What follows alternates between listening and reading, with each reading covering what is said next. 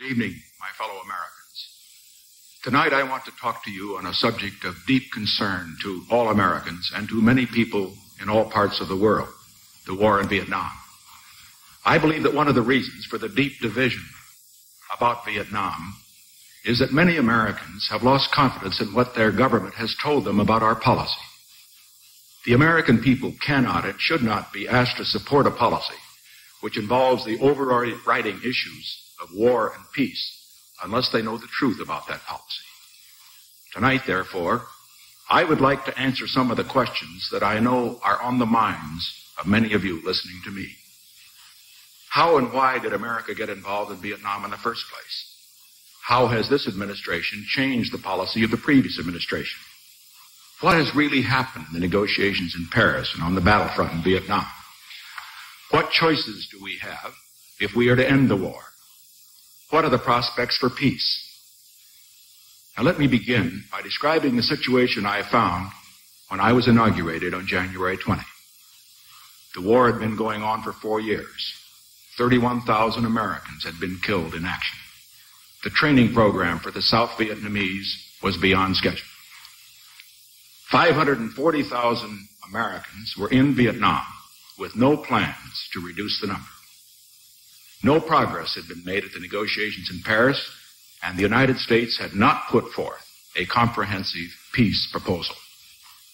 The war was causing deep division at home and criticism from many of our friends as well as our enemies abroad. In view of these circumstances, there were some who urged that I end the war at once by ordering the immediate withdrawal of all American forces. From a political standpoint, this would have been a popular and easy course to follow. After all, we became involved in the war while my predecessor was in office. I could blame the defeat, which would be the result of my action, on him and come out as the peacemaker.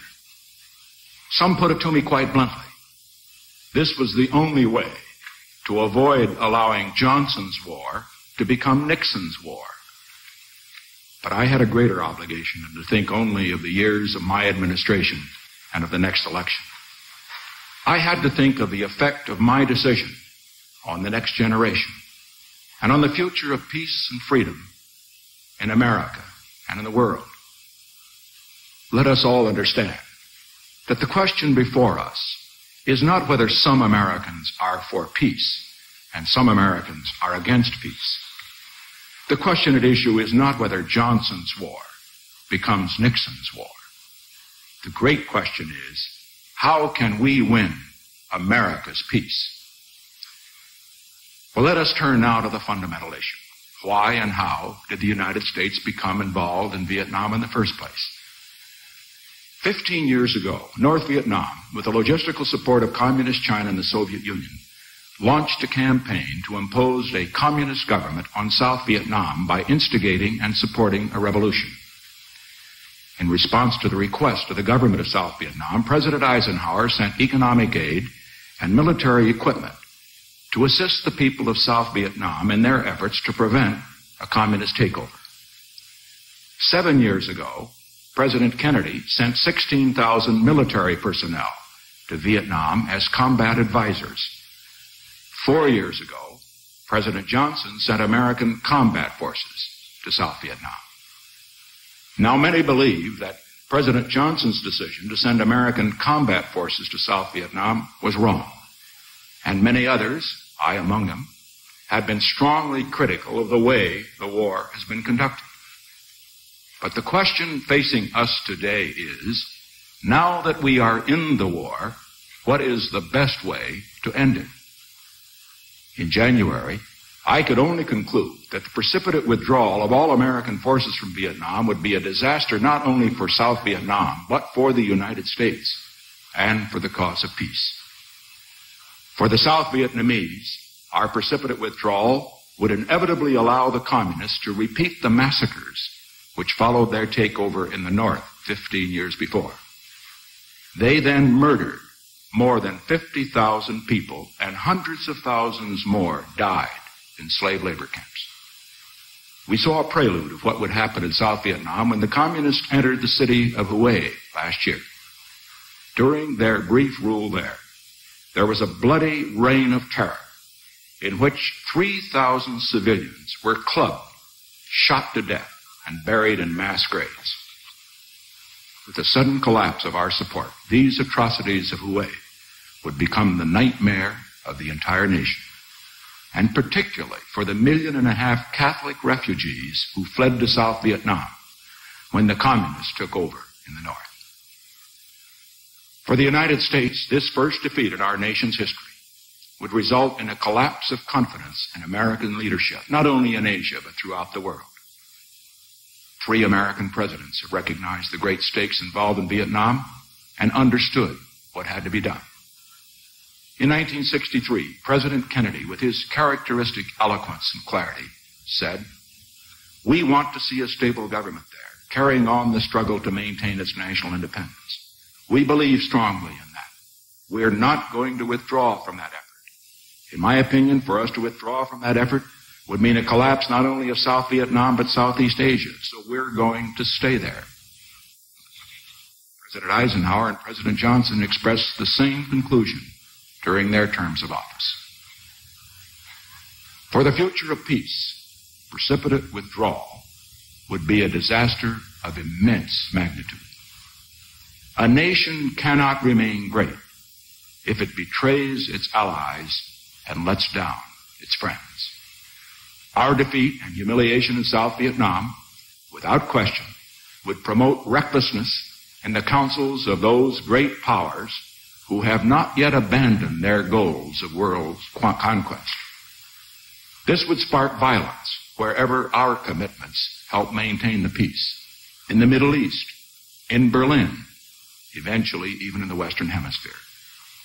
Ultimately, this would cost more lives. It would not bring peace. It would bring more war.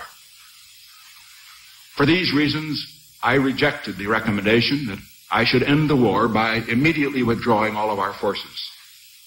I chose instead to change American policy on both the negotiating front and the battlefront.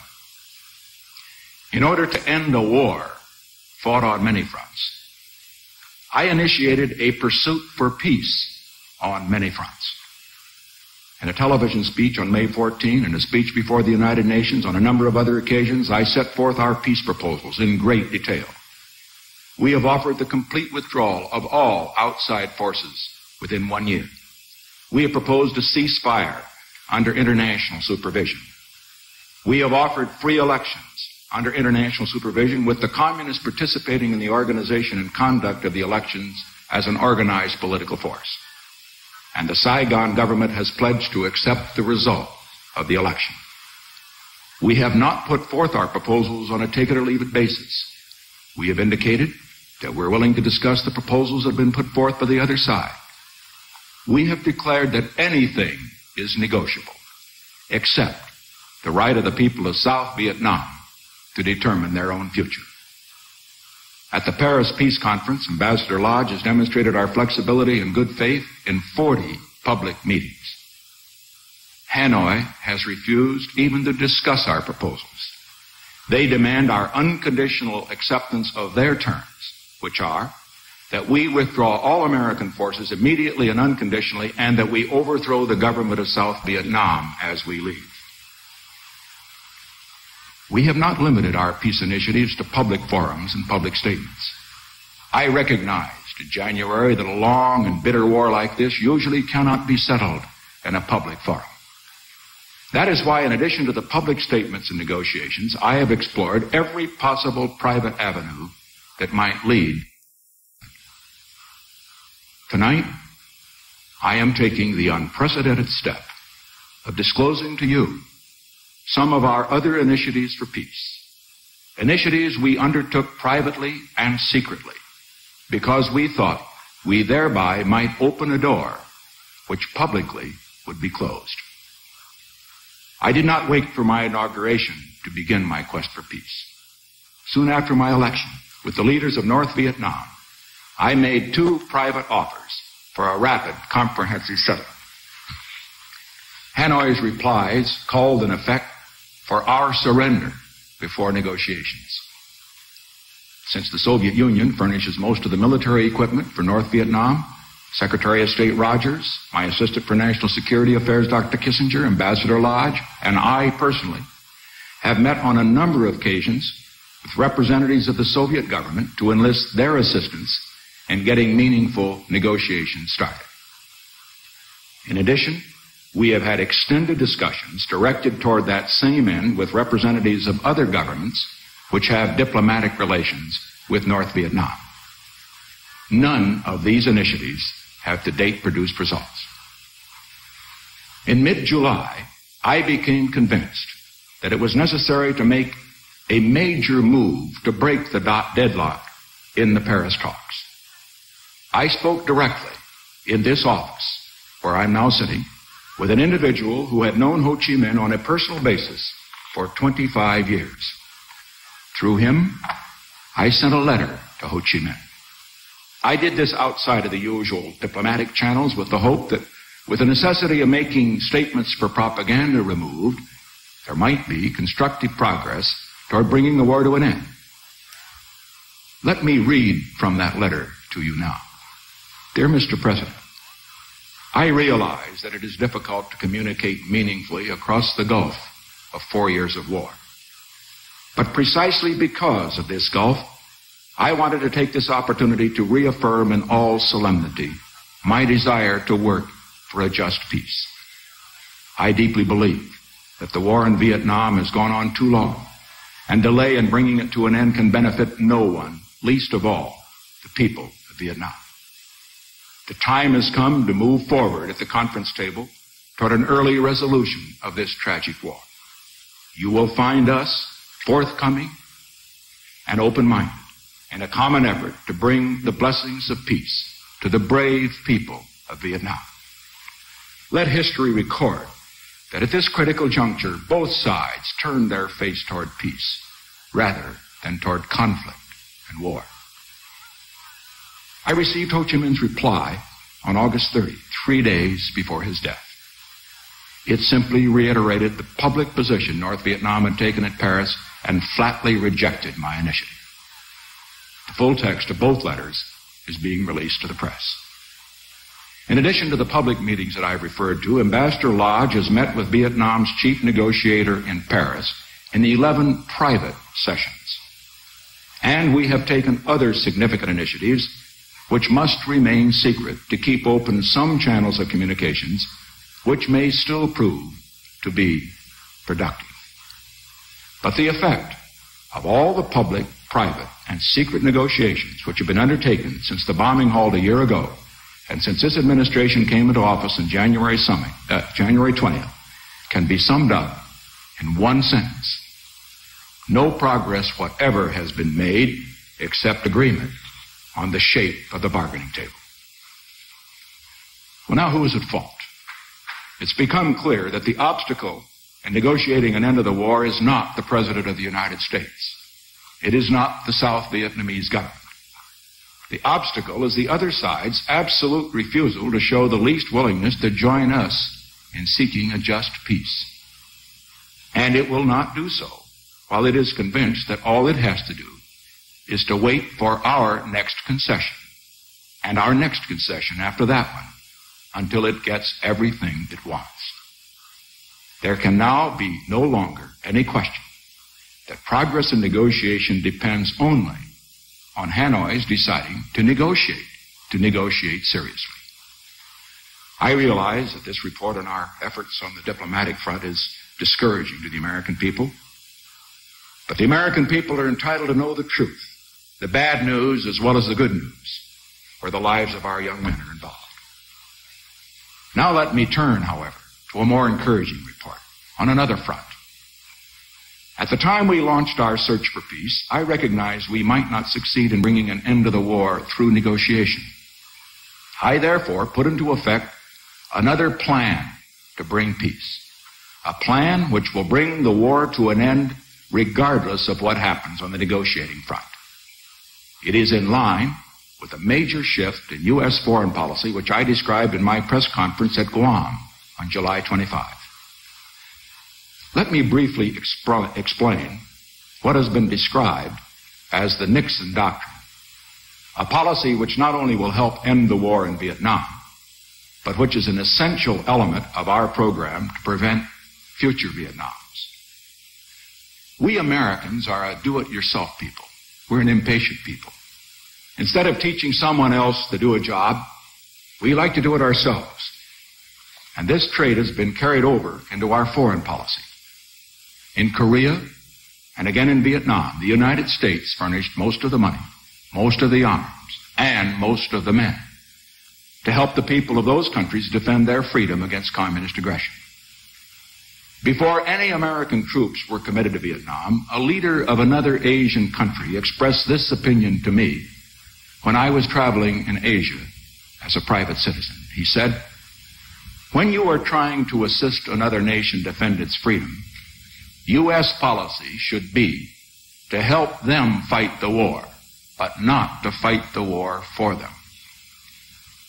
Well, in accordance with this wise counsel, I laid down in Guam 3 principles as guidelines for future American policy toward Asia.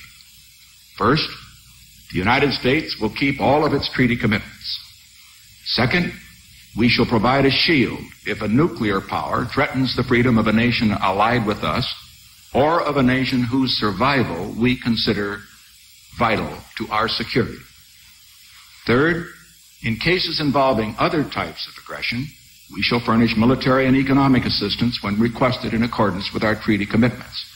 But we shall look to the nation directly threatened to assume the primary responsibility of providing the manpower for its defense. After I announced this policy, I found that the leaders of the Philippines, Thailand, Vietnam, South Korea, other nations which might be threatened by communist aggression, welcomed this new direction in American foreign policy. The defense of freedom is everybody's business, not just America's business. And it is particularly the responsibility of the people whose freedom is threatened. In the previous administration, we Americanized the war in Vietnam. In this administration, we are Vietnamizing the search for peace. The policy of the previous administration not only resulted in our assuming the primary responsibility for fighting the war, but even more significant, did not adequately stress the goal of strengthening the South Vietnamese so that they could defend themselves when we left. The Vietnamization plan was launched following Secretary Laird's visit to Vietnam in March. Under the plan, I ordered first a substantial increase in the training and equipment of South Vietnamese forces. In July, on my visit to Vietnam, I changed General Abrams' orders so that they were consistent with the objectives of our new policies. Under the new orders, the primary mission of our troops is to enable the South Vietnamese forces to assume the full responsibility for the security of South Vietnam. Our air operations have been reduced by over 20%. And now we have begun to see the results of this long overdue change in American policy in Vietnam. After 5 years of Americans going into Vietnam, we are finally bringing American men home. By December 15, over 60,000 men will have been withdrawn from South Vietnam, including 20% of all of our combat forces. The South Vietnamese have continued to gain in strength. As a result, they've been able to take over combat responsibilities from our American troops. 2 other significant developments have occurred since this administration took office. Enemy infiltration which is essential if they are to launch a major attack, over the last 3 months is less than 20% of what it was over the same period last year. And most important, United States casualties have declined during the last 2 months to the lowest point in 3 years. Vietnamese forces become stronger, the rate of American withdrawal can become greater. I have not and do not intend to announce the timetable for our program. And there are obvious reasons for this decision, which I'm sure you will understand. As I've indicated on several occasions, the rate of withdrawal will depend on developments on 3 fronts. One of these is the progress which can be or might be made in the Paris talks. An announcement of a fixed timetable for our withdrawal would completely remove any incentive for the enemy to negotiate an agreement. They would simply wait until our forces had withdrawn and then move in.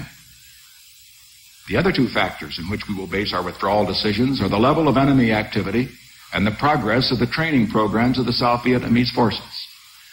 And I'm glad to be able to report tonight progress on both of these fronts has been greater than we anticipated when we started the program in June for withdrawal.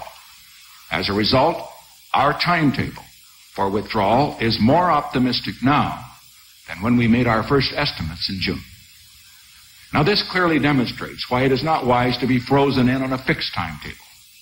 We must retain the flexibility to base each withdrawal decision on the situation as it is at that time, rather than on estimates that are no longer valid. Along with this optimistic estimate, I must in all candor leave one note of caution. If the level of enemy activity significantly increases, we might have to adjust our timetable accordingly. However, I want the record to be completely clear on one point.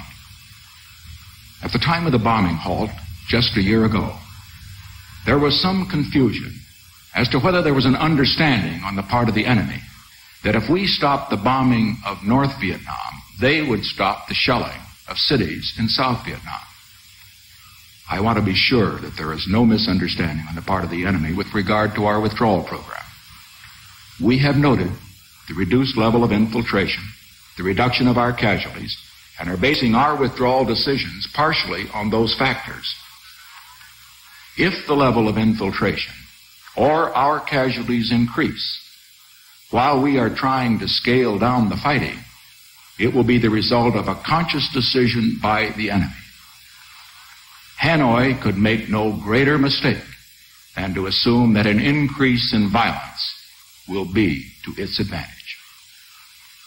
If I conclude that increased enemy action jeopardizes our remaining forces in Vietnam, I shall not hesitate to take strong and effective measures to deal with that situation. This is not a threat. This is a statement of policy, which as Commander-in-Chief of our armed forces, I am making in meeting my responsibility for the protection of American fighting men, wherever they may be. My fellow Americans, I am sure you can recognize from what I have said that we really only have two choices open to us if we want to end this war. I can order an immediate precipitate withdrawal of all Americans from Vietnam without regard to the effects of that action. Or we can persist in our search for a just peace through a negotiated settlement if possible, or through continued implementation of our plan for Vietnamization if necessary. A plan in which we will withdraw all of our forces from Vietnam on a schedule in accordance with our program as the South Vietnamese become strong enough to defend their own freedom. I have chosen this second course. It is not the easy way. It is the right way. It is a plan which will end the war and serve the cause of peace, not just in Vietnam, but in the Pacific and in the world. In speaking of the consequences of a precipitate withdrawal, I mentioned that our allies would lose confidence in America. Far more dangerous, we would lose confidence in ourselves. Oh, the immediate reaction would be a sense of relief that our men were coming home. But as we saw the consequences of what we had done, inevitable remorse and divisive recrimination would scar our spirit as a people. We have faced other crises in our history, and we have become stronger by rejecting the easy way out and taking the right way in meeting our challenges. Our greatness as a nation has been our capacity to do what has to be done when we knew our course was right. I recognize that some of my fellow citizens disagree with the plan for peace I've chosen. Honest and patriotic Americans have reached different conclusions as to how peace should be achieved. In San Francisco, a few weeks ago, I saw demonstrators carrying signs reading, "Lose in Vietnam, bring the boys home." Well, one of the strengths of our free society is that any American has a right to reach that conclusion and to advocate that point of view. But as President of the United States, I would be untrue to my oath of office if I allowed the policy of this nation to be dictated by the minority who hold that point of view and who try to impose it on the nation by mounting demonstrations in the street. For almost 200 years, the policy of this nation has been made under our Constitution by those leaders in the Congress and the White House elected by all the people. If a vocal minority, however fervent its cause, prevails over reason and the will of the majority, this nation has no future as a free society. And now, I would like to address a word, if I may, to the young people of this nation who are particularly concerned, and I understand why they are concerned about this war. I respect your idealism. I share your concern for peace. I want peace as much as you do. There are powerful personal reasons I want to end this war. This week, I will have to sign 83 letters to mothers, fathers, wives, and loved ones of men who have given their lives for America in Vietnam. It's very little satisfaction to me that this is only 1/3 as many letters as I signed the first week in office. There is nothing I want more than to see the day come when I do not have to write any of those letters.